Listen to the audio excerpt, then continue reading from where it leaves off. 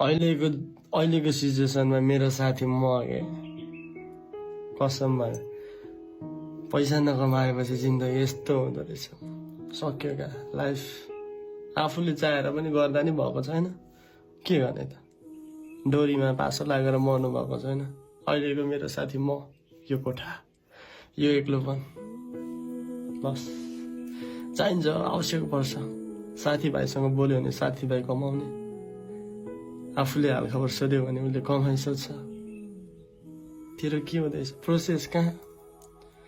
आफूभन्दा ठुलो आफन्त दाजुभाइ दिदीहरूसँग बोल्यो भने पैसा माग्न फोन गर्यो ठिक छ कोहीसँग बोल्दिनँ क्या म एक्लै ठिक छु जसो तसो पुग्छ जे छ त्यसै आमालाई मागौँ भने यतिका वर्ष दिएको उल्टो कमाएर दिने बेलामा आमालाई माग्न सकिन्न बाउको गाला चप्रिसक्यो दाउरा फाटिसक्यो आमाको चोली च्यातिसक्यो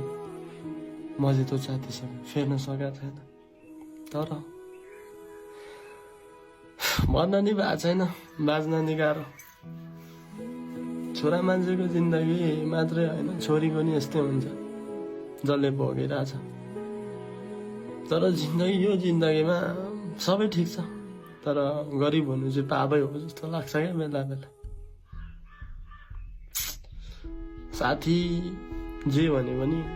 मेरो साथी मै मेरो खुसी मै मेरो पीडा मै दुनियाँलाई सुनायो भने हाँसो बनाउँछ ठिकै छ